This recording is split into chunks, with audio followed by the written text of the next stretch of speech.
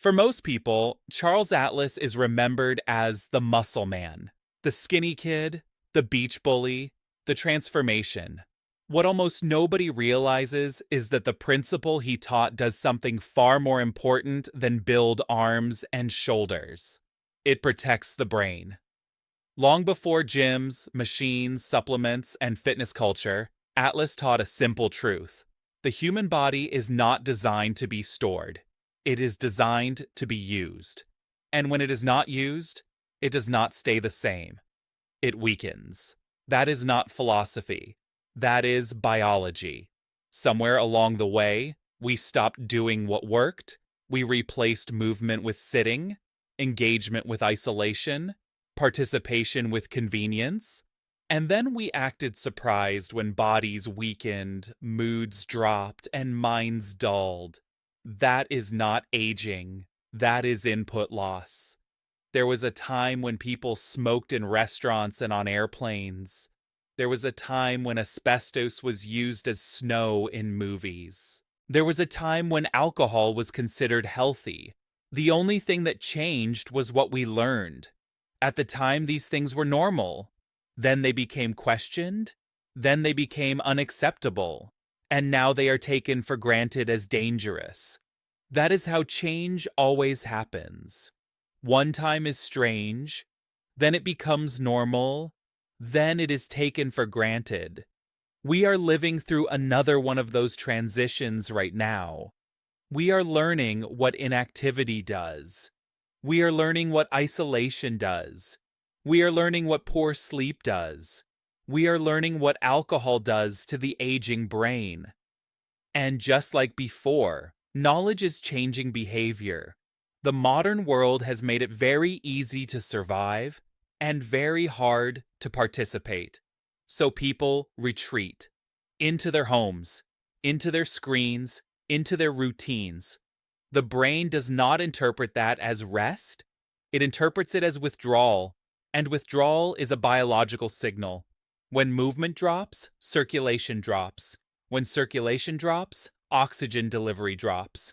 When oxygen delivery drops, brain performance drops. Movement is not exercise. Movement is circulation. When muscles contract, blood moves. When blood moves, oxygen moves.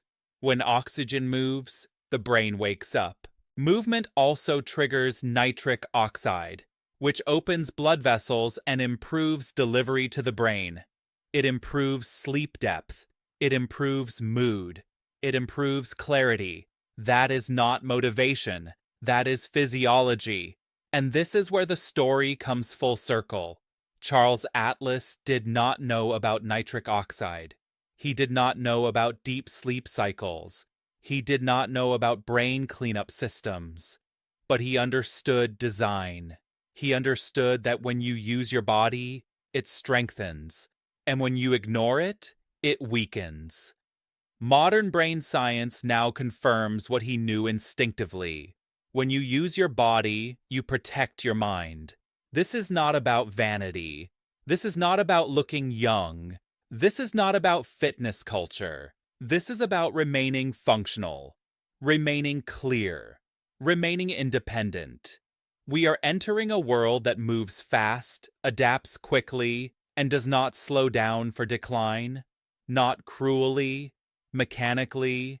This is the brave new world, and it does not tolerate ignorance. It does not protect denial, and it does not subsidize neglect.